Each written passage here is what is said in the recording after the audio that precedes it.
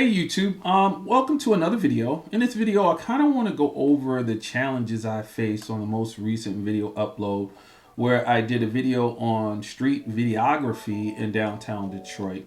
The weather was cold, it's winter, so you see a kind of overcast day that I was out there on trying to do basically candid video of subjects and humans the way one would do street photography doing images, where I'm just doing candid and unobtrusive style street photography. So that was the goal, and there was some challenges. You probably see the video is not getting as many hits, and that's probably because, again, it may not be something that you generally see folks interested in. I like to try new things, and this was definitely one of the things I wanted to try with this kit here. Using the X-H2s along with the 18 to 120 power zoom, which is designed for video, parfocal capability, power zoom ring, as you can see right here. It's got the buttons here to do other features, as you can see. And I wanted to keep this kit light. So that's challenge number one, learning how to handle this kit and keeping it light. I didn't want to put a handle on it. I didn't want to put a monitor on it. I definitely didn't want to use a cinema lens manual, which I plan on doing at one point as well. But that may incorporate even a follow focus. You can use a follow focus with this as well, but that just builds out the kit even more. So I didn't want to do that because I didn't want this in people's face. I didn't want to draw any more attention than I already was going to draw to it, because as you see for some of the B-roll I have from the GoPro, you know, I'm using it like this and having to learn how to comfortably pan and comfortably zoom in and out with the power zoom while trying to capture candid moments on the street and video.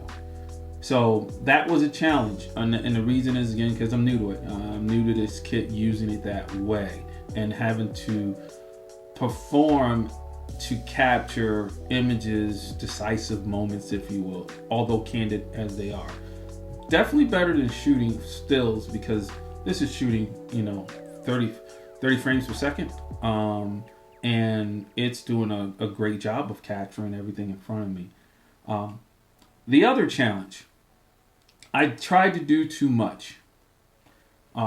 Next outing, I will let the camera do more things. One of the things I noticed between the GoPro and between me shooting is, in the GoPro, almost everything was in focus, which meant it was on an f-stop that would allow for that to happen, thus capturing everything in focus. Not very specific on the subject, if you will, but definitely something that would allow me to do a better job of working on just panning, maybe, or working on zooming in and out with the power zoom instead of trying to do them all while also trying to focus in on the subject. So in the next outing, I'm gonna open up, or I should say, set that f-stop to probably something like f8, f9, instead of f5, 6, f4, get more of the scene in focus so that I can have more items in focus. The next thing that was a challenge was making sure I'm capturing the right subject matter and humans to tell the story I was trying to tell. And in this case, the story was just candid video of things happening on the street. That's a pretty broad story, so I need to be a little bit more defined on what it is I actually want to capture. Maybe I want to capture just the folks at the ice rink having a great time. I love the part where the guy came around and kissed his girlfriend, and he seemed to enjoy the fact that I had it on video too, because he looked right at me with a big smile. I kind of was all over the place. If I was capturing the things that go on in downtown Detroit, I think I did a better job, I should say, with that. But I want to make sure that, you know, I go into it beforehand, just like I would on doing stills photography for street photography, knowing that I'm going to capture candid images of humans, or I'm going to capture portrait images of humans, or I'm going for fine art photography, street photography. You really need to do the same thing for videography. You need to know what you're going in for and that you go after that. And then the last thing I need to learn is color grading. So once I got that video together, I don't think it was a bad first attempt.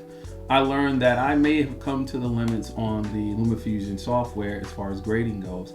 I really never kind of played with LUTs, and I really never played with the video grading on LumaFusion. It's not that it may not be capable, but this might be an opportunity, since DaVinci Resolve now has an iPad app, to kind of maybe see what that's like, since it is more of the industry standard for color grading.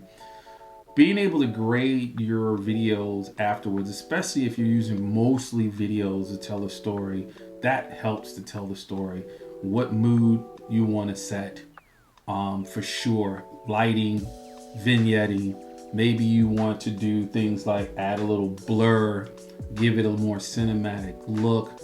Yes, I can use a lot of things in camera like Eterna for this, or F-Log, which would have made it even better to grade on in post. Now I can use the LUTs for the X-H2s to help with that, with the LUTs and doing F-Log recording. But we all know, again, DaVinci Resolve being kind of the industry standard on color grading, has way more feature set, kind of like the Photoshop of color grading for video, to be able to help me tell that story by grading the video to help tell that story. So hopefully you guys might want to give that video a second look, see what I did, see what I'm talking about here and what I need to do. And if you feel there's other things I need to work on, definitely put it in the comments. I would appreciate that. And then finally, I just wanted to say thank you again for all of the support, all of the love you guys have shown. I really appreciate it. This has been, again, a fun thing to do with YouTube, and I'm continuing to have fun. If you guys are also looking for other ways you want to support me, I did start up a darkroom website to sell specific prints of some of the street photography and, I guess you could say, landscape photography that I've done that I think is worthy of possibly a print, like the one that's behind me right here. You may want to hang up in your home or your place of business. The link for that is in the description. So with that, I want to say thank you again. Have a great weekend, great week.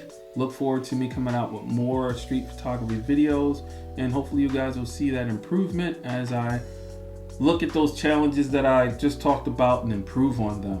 Have a good one. See you on the next video.